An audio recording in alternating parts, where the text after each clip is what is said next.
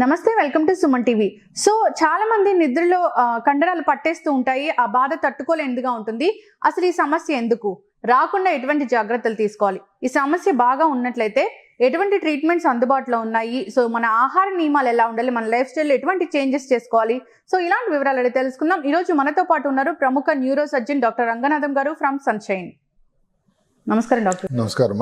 Doctor గారు, చాలా మంది కూడా నిద్రలో కండరాలు పట్టేస్తూ ఉంటాయి, స్లీప్ డిస్టర్బ్ ఉంటుంది. సో అంతేకాకుండా ఈ సమస్య మరీ ఎక్కువగా ఉంటే లైఫ్ స్టైల్ అంతా చేంజ్ అయిపోతుంటుంది కూడా. సో అలాంటి వాళ్ళకి ఏం చెప్తారు డాక్టర్? అసలు ఈ కండరాల సమస్య అనేది ఎందుకు? ఈ కండరాల సమస్యని ఆంగ్లంలో మజిల్ క్రాంప్స్ అని, మజిల్ స్పాజమ్స్ అని అంటారు.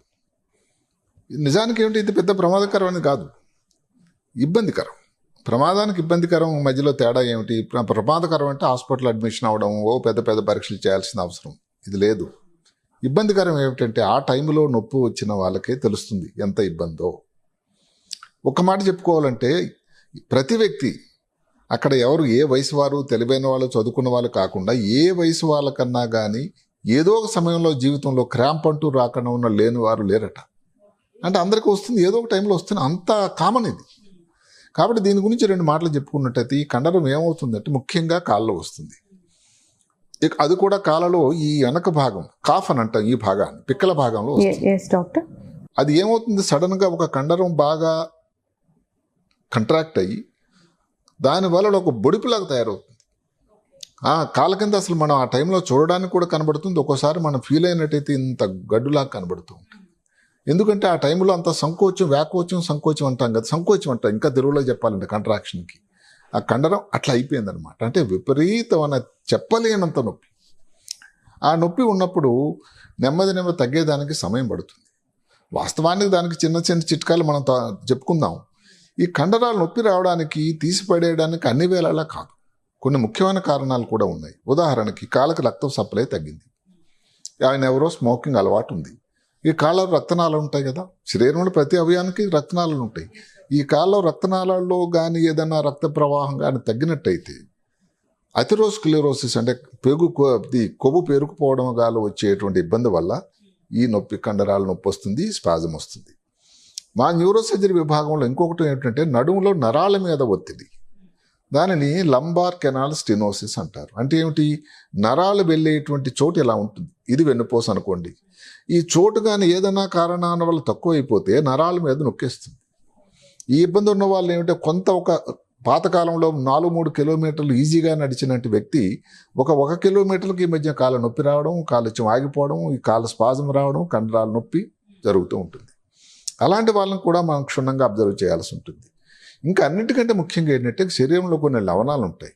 పొటాషియం అని, కాల్షియం అని, మెగ్నీషియం అని, కొంతవరకు సోడియం అని. ఇవన్నీ చాలా ముఖ్యమైన లవణాలు. మనం తీసుకునే భోజనంలో ఇవన్నీ లభ్యమే ఉండాలి. ఈ లవణాలు ఏదన్నా కానీ కారణం వల్ల తగ్గినా కూడా ఈ నొప్పులు రావడం సహజం.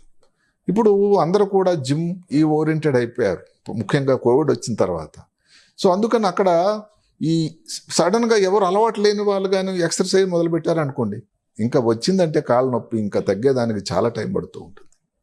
అదే కాకుండా ఈ ఎండాకాలం వచ్చింది, సమ్మర్ వస్తుంది.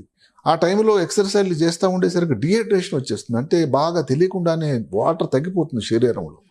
ఈ డిహైడ్రేషన్ అన్నది కూడా చాలా చాలా ముఖ్యం.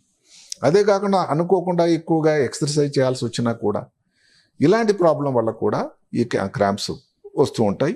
దీనికి ఏమిటంటే, ఈ క్రాంప్స్ వచ్చాయి అనుకోండి, ఏదైనా వేడి నీళ్ళది లేకపోతే తడిగుడ్డగా దాన్ని నెమ్మది పెట్టి కాపడం పెట్టినా నెమ్మది శాంతం అవుతుంది. లేదు మీరు వాష్రూమ్ వర్గాలు కానీ వెళ్ళగలిగినట్టయితే ఒక వేడి నీళ్ళ షవర్ తీసుకున్నా దాని ఉపశమనం కలుగుతూ ఉంటుంది. చిన్న చిన్న ఎక్సర్సైజులు అంటే ఇప్పుడు కాళ్ళలో కానీ వచ్చినట్టయితే ఈ కాళ్ళ పాదం పైకెత్తి కిందకెత్తి కొంచెం నెమ్మదిగా, ఆ టైంలో చెప్పడం కష్టం, అది చెప్పినంత సింపుల్ కాదు. అది ఒక పక్క నుంచి నొప్పితో ప్రాణం ఎగిరిపోతుంటే ఇవన్నీ చేయడానికి దొరుకుతుందా అంటే కాదు. మీరు కానీ కాళ్ళు కొంచెం పైకెత్తి ఈ కాళ్ళని పైకి, పాదాన్ని కిందికి కానీ పైకి కానీ చేయగలిగితే కూడా కొన్ని క్షణాలు తగ్గిపోతూ ఉంటుంది. అన్నికన్నా ముఖ్యమైనది ఏమిటంటే, కొన్ని పదార్థాలు భోజనంలో రోజు తీసుకునే భోజనంలోనే ఈ లవణాలు ఉండేటువంటి ముఖ్యమైన పదార్థాలు తీసుకోవాలి. ఉదాహరణకి మనం తీసుకునే అన్నింటికంటే మంచి లవణాలు ఉండేటువంటిది ఇప్పుడు పపాయ ఉంది, తర్బూజా ఉంది, వాటర్ మెలన్, లేకపోతే ఈ గుమ్మడికాయ ఉంది. గుమ్మడికాయలో ప్రశస్తమైనది కాల్షియం, మెగ్నీషియం లవణాలు ఉంటాయి. ఎనీ గుమ్మడికాయ కూడా అలాగే చిలగడ దుంప అంటారు, ఏది స్వీట్ పొటాటో అని. నిజానికి మామూలు పొటాటోలు కూడా ఉంటాయట, అదేం తప్పేం చేయలేదు. ఇట్లాగే ఇప్పుడు బనానా అన్నిటికంటే చీప్ అండ్ బెస్ట్. మీరు చూస్తూ ఉంటారు ఇప్పుడు ఈ అథ్లెట్స్ అందరూ కూడా, క్రీడాకారులు మధ్య మధ్యలో ఆగినప్పుడు ఈ బనానాలు తీసుకుంటూ ఉంటారు. ఎందుకంటే దానిలో ఉన్నటువంటి లవణాలు 3, 4 ఇంత అంతా కాదు. అలాగే మిల్క్ తీసుకోండి, లేకపోతే ఆరెంజ్ జ్యూస్ తీసుకోండి, బీన్స్ ఉండేటువంటి పదార్థాలు ఎక్కువ సేవించండి. ఇంకొక ఫ్యాషన్ ఫ్రూట్ ఉంది, దాన్ని పెట్టి అవకాడో అంటారు. అంటే ఏమిటంటే క్రీమ్ ఫ్రూట్ అంటారు. సరే, ఇది కొంచెం కాస్ట్లీతో కూడుకున్నది. మన ఇంటి దగ్గర రోజు దొరికిన అరటిపళ్ళు, మన ఊర్లో ప్రతి వీధిలో దొరికే అరటిపళ్ళు పుష్కలంగా ఉన్నాయి లవణాలు. కాబట్టి ఏదైతేనేమి క్రాంప్ అన్నది ప్రమాదకరమైనది కాకపోయినా పరీక్ష చేయాల్సి ఉంటుంది. ఇవన్నీ చిట్కాలు మీరు చేస్తూ ఉన్నారు, తగ్గటం లేదు, మాటికి వస్తూ ఉంటుంది. ఇంతకుముందు ఎప్పుడో 2-3 నెలలకు వచ్చేది, ఇప్పుడు ఎక్కువ సార్లు వస్తుంది, ఫ్రీక్వెన్సీ ఎక్కువైంది. నీ కాల్షియం నార్మల్ ఉంది, పొటాషియం నార్మల్ ఉంది, మెగ్నీషియం నార్మల్ ఉంది, అయినా తగ్గట్లేదు. అప్పుడు డాక్టర్ గారి దగ్గరికి వెళ్ళి పరీక్ష చేయాల్సి ఉంటుంది. దానికి ఈ కాళ్ళలో రక్తనాళాలు వెళ్ళేటువంటి పరీక్ష ఒకటి ఉంటుంది, డాప్లర్ పరీక్ష అని. డాప్లర్ పరీక్షలో కూడా 2 రకాలు ఉన్నాయి. ఏమిటది? రక్తనాళాలు, మంచి రక్తం తీసుకెళ్లేటువంటి రక్తనాళాలు, చెడు రక్తం తీసుకెళ్లే రక్తనాళాలు. ఈ కష్టం ఏదైతే ఉందో మంచి రక్తం తీసుకెళ్లే రక్తనాళాల్లో ఉంటుంది. దానికి డాప్లర్ పరీక్ష చేస్తే రక్తనాళాల పరిస్థితి, స్థితిగతులు ఎలా ఉన్నాయో తెలుస్తుంది. దాంట్లో కానీ ఏదైతే కొవ్వు పేరుకుపోయి రక్తనాళం బ్లాక్ అయిపోతూ ఉంటే దానికి కొన్ని పరీక్షలు చేయాల్సి ఉంటుంది. ఫర్దర్గా అవసరం వస్తే ఏదైనా శస్త్రచికిత్స కూడా చేయాల్సి ఉంటుంది. ఓకే. నరాల మీద నొప్పి ఉన్నట్టయితే, నరాల మీద ఒత్తిడి ఉండేటట్టయితే, నొక్కడం కానీ ఉండేటట్టయితే దానికి ఎంఆర్ఐ పరీక్ష చేయాలి. ఎంఆర్ఐలో నరాల మీద ఎన్ని దగ్గరలో ఇబ్బంది ఉంది, దానికి ఏం చేయాలని డిసైడ్ చేసి అప్పుడప్పుడు శస్త్రచికిత్స కూడా అవసరం పడవచ్చు.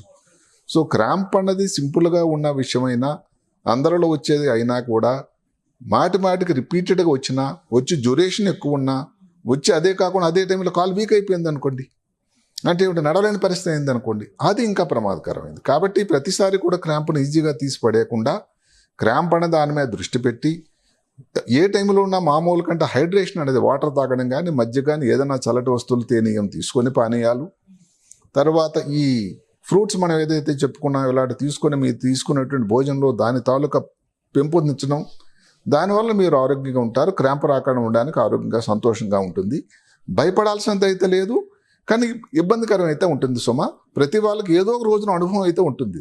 ఎస్ డాక్టర్ గారు, థ్యాంక్ యూ సో మచ్ అండి. చాలా మంచి ఇన్ఫర్మేషన్. చాలా మంది కూడా ఈ క్రాంప్స్తో ఇబ్బంది పడుతూ ఉంటారు. సో ఇది నార్మల్గా తీసుకోవాలా లేదంటే సీరియస్గా తీసుకోవాలన్న డైలమాలో కూడా ఉంటారు. అలాంటి వారికి చాలా చక్కటి ఇన్ఫర్మేషన్ అందించారండి. ధన్యవాదాలు డాక్టర్ గారు. నమస్కారం. సో చూసారు కదండి, నిద్రలో మజిల్స్ అనేవి పట్టేస్తూ ఉంటాయి, చాలా ఇబ్బందికరంగా ఉంటుంది, చాలా మందికి నిద్ర కూడా డిస్టర్బ్ అవుతూ ఉంటుంది కదా. సో అలాంటి వాళ్ళు డాక్టర్ గారు చెప్పిన టెక్నిక్స్ అయితే పాటించండి. అంతేకాదు ఆహార నియమాలు కూడా పాటించండి. ఫ్రూట్స్ని కూడా యాడ్ చేసుకోండి డాక్టర్ గారు చెప్పిన విధంగా. ఇక ఎప్పుడైనా ఈ ప్రాబ్లం సీరియస్గా అనిపించినట్లయితే కనుక, అసలు తగ్గకుండా ఉన్నట్లయితే డాక్టర్ని సంప్రదించండి. ఇది వాళ్ళ టాపిక్. మరో టాపిక్తో మళ్ళీ కలుద్దాం.